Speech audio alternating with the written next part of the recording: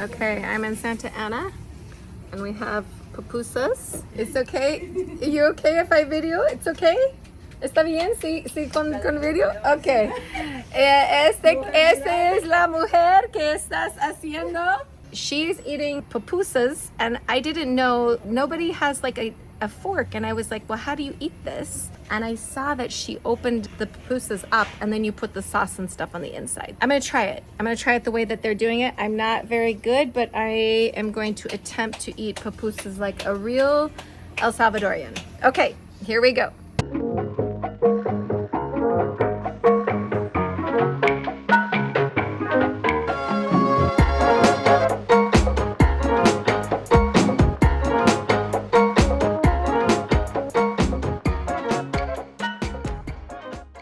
Hey guys, I just wanted to give you the rundown on El Salvador. I did a thing called skip legging, which was I took a flight that was supposed to go to Guatemala and I got off actually in El Salvador.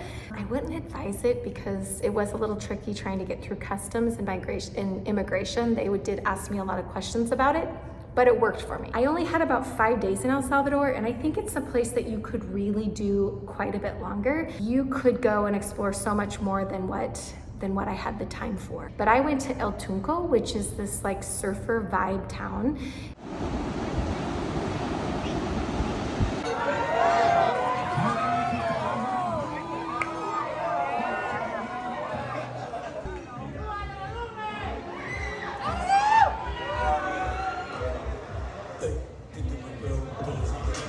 I'm in El Tunco, El Salvador, and we're here we're at the halftime show with Bad Bunny, and it just blanked out and got turned off. So everybody was booing, but here we go. I would say the other thing there is the pupusas. It's a thing. El Salvador is known for their pupusa. Pupusa is basically like a Hot Pocket. It's like these little, you remember those, like you get them as a kid and they'd stuff them full of all kinds of things and they were pretty delicious. Well, pupusas are like the creme de la creme of this. They're basically a corn flour that they pat into these patties, they lay it on the grill, and then they stuff it full of like cheese and meat and spinach and whatever else you want to put in it. Okay, back for breakfast at my favorite Pupusas. Had a papaya and banana smoothie, which was delicious. Now I'm getting ready to go to the beach here in El Tunco, El Salvador. The pupusas are amazing. The name of this place that I found is called Pupusaria Aqua Marina. It's right on the main street, $1.25. You get a really amazing, delicious pupusa. And they're making them fresh right here. I'll show you. If you've never had a pupusa, you are missing out. What I didn't know about the pupusa was that you actually don't eat it contained like this. They kept serving them to me like without any forks or knives, and I was totally confused. Well, what you do is, since they put two little pieces together and they're like this, you actually open it up and then fill it full of like a cabbage, almost like a coleslaw that you then put in the top, and then you fold it and you eat it like a taco. Completely blew my mind. It took me about the third day to realize that I was eating pupusas wrong. The fruit in El Salvador is unbelievable. The smoothies are cheap. For $5, $6, you can get 2 pupusas and a really delicious smoothie. My favorite was the mango banana, which was incredible, with leche, with milk. It was delicious. I would say El Tunco is definitely a town worth checking out, especially if you love surfing, but even if you just want to go see that side of the country, it's easy enough to get to. You're only about an hour from the main San Salvador. It also has the Tamanique waterfalls. I went with a small group. It's about 30 minutes outside of town. We just took an Uber and it was a couple dollars per person.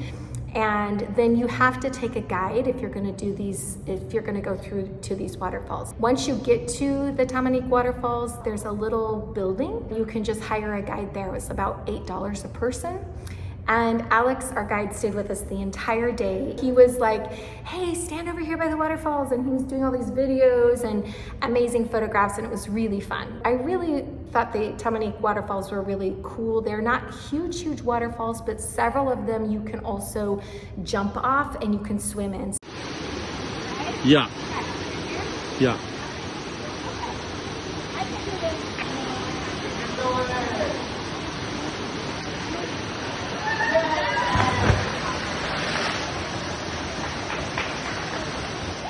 here at the waterfall hike in El Salvador, coming from El Tunco. There's like 4 or 5, I think it's called Tamari. I'll put the name and the information below. There's multiple waterfalls, and I just came across 3 different kinds of butterflies. They were amazing. This beautiful green one with the red back, and I was trying to get it on video, but they were too fast, so I just enjoyed them. Here he is, doing his work. Hey! He's like, now put your hand here, up,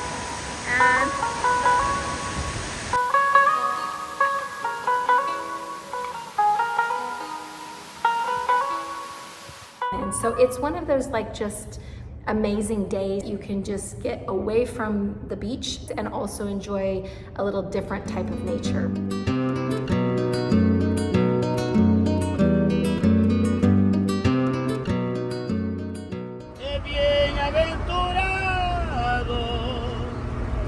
El que confía en Jehová no será avergonzado. Okay, a very expensive lesson. I thought it would just save me some time and money to just take a ride to the airport with my friend who I knew from the hostel. What I didn't anticipate was that the airport in El Salvador, in San Salvador, is very far from the main bus station. And the bus station that I need to go to that would be taking me to Santa Ana is called Estación de Accidente, which is like the accident bus station, which I feel like is the accident day. So what was supposed to save me time and money actually cost me a couple dollars. I think it was like $1.50 to take the bus 38 from the airport over to just this like main part of town in San Salvador. And then I jumped off the bus there and talked to some locals, and they got me a taxi. It was like kind of a weird system. There was a woman like in a uniform that looked like a taxi uniform, but the taxis that she put me in were not yellow taxis. They were just like Uber drivers basically, or guys off the street that she had connections with. So I think it was kind of their own little makeshift taxi situation. Anyway, she charged me $7. I'm sure it wasn't that much to do it, and I just was desperate. Then once I got here, the cost for the direct bus to Santa Ana is only $1.35. So I probably should have just taken the bus to San Salvador, which would have taken me here, cost me a couple dollars, been direct versus going all the way to the airport and then back across the city to San Salvador and then onto this. Lesson learned, pay attention to where the airport is, pay attention to where the bus station is. If they aren't close, it's not worth to go to the airport and then the bus station. Just take a direct bus from El Tunco. You can take a direct bus to San Salvador, and then from that station, and I have to double check, I think it's the same bus station that you can take. And make sure the station is the one Accidento or Accidente. I'll double check that, but that's just remember the accident bus station.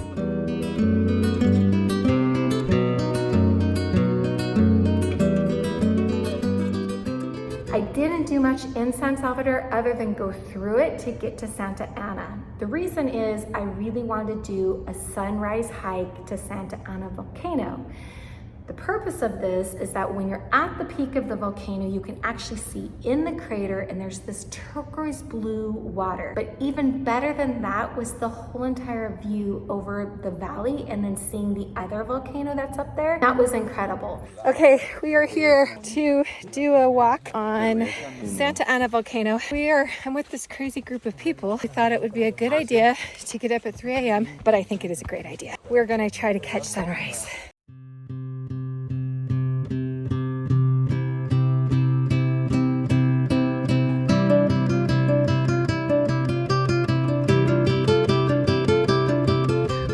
To the top with our trusty guide. Hi, how are you? Who said 5 more minutes the whole entire way. I think he did it just to trick me. But we're here and now we get to see the sun rising.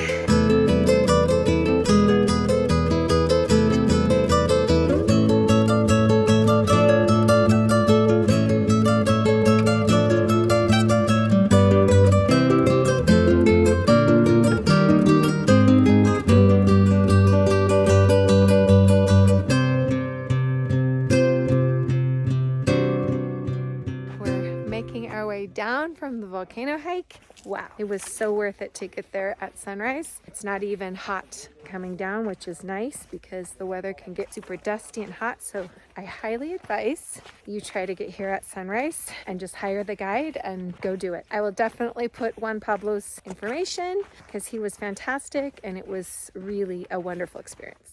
So if you get an opportunity to do a sunrise hike, you have to hire a guide to do it. I think with the group we paid $100, but we had 4 of us. So we split that, which was about 20 to 25. We were gonna get 5 of us, so it would have been about $20. The guide will take you from the base all the way up to the spot where you're gonna have the lookout. And it was so worth it because it was probably one of the most beautiful views when that sun was rising. But you also get the view of inside of the crater on the other side, which is this turquoise blue water at the bottom. Amazing. Definitely well worth it. I heard from other travelers that when they went up later in the day, it was super hot, super crowded, and really tough to get any great pictures. So if you have the opportunity to do the hike at sunrise, pay the extra $20, $25, get a guide, and go do it. And I'm not saying this lightly because I'm not somebody who likes to get up early in the morning. It has to be a 10 for me to do it, and this was a 10.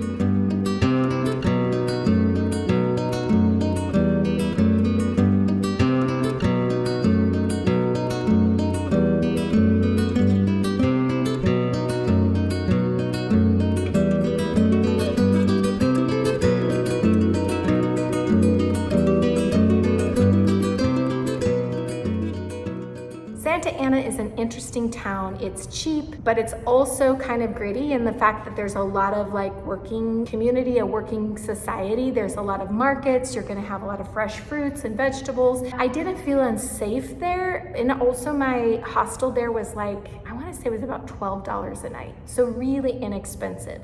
The hostels and hotels are quite a bit more in El Tunco than they were in Santa Ana. Now there is the Road of Flowers, or de las Flores, which is really Ruta de las Flores, which is right near Santa Ana.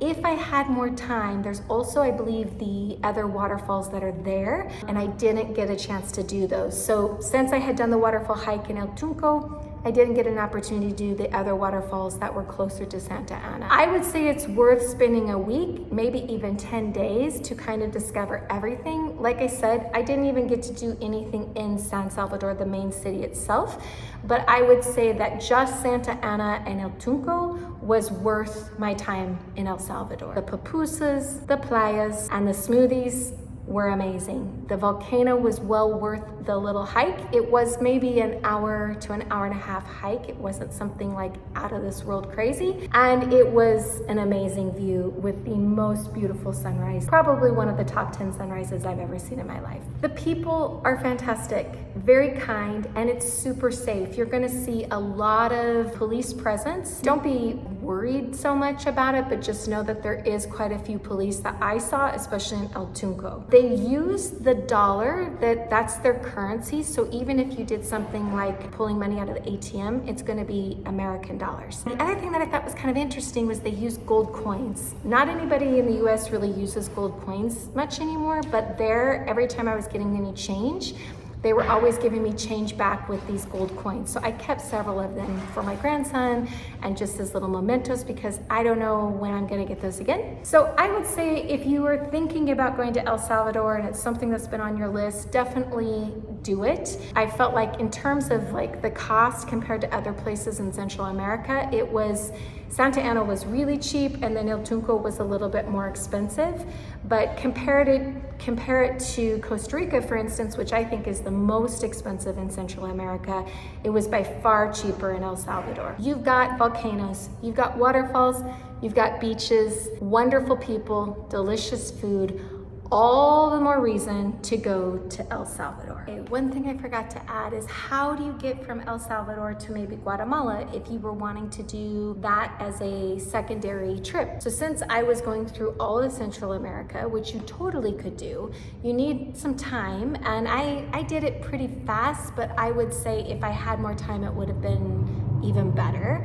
One of the things that you can do is get a transfer. So I got a bus transfer from Santa Ana to Antigua, which is in Guatemala. Antigua is amazing, and I will talk a lot more about that in Guatemala. You don't necessarily need to go to Guatemala City, and I felt like the transfer was only $30. It might have been $35, and I believe it was called Bigfoot transfers. If you're already in Santa Ana, in El Salvador, it's nice to take a transfer across versus a public bus, because anytime I'm going across a border, it's a little tricky. I was a little worried about the border crossing, especially since I had skip-legged. Remember that thing that I did where I did not go to Guatemala and instead I got off in El Salvador? But it was streamlined. The van picked me up about 3:30 in the morning. It might have been 4. And then we were in Antigua going across the border from El Salvador to Guatemala. We were there within about 6 hours. It was pretty easy, and they took all your luggage. I just had my carry-on and my backpack. So my advice to you is don't do a flight from El Salvador to Antigua, Guatemala. Just take the transfer. It's about a 6-hour drive, and it's well worth it. Pay the $35 so that you're not on a chicken bus or some other kind of random bus. It's a little bit more, but it's just worth not having to deal with the hassle, and it takes you directly to your hotel or hostel in Antigua. So to learn more about Guatemala, make sure you subscribe and follow along so you can see where I go to next on these 50 countries for my 50th year. All right, thanks guys, and don't forget you're a 10, you're a 10, you're a 10. Ciao!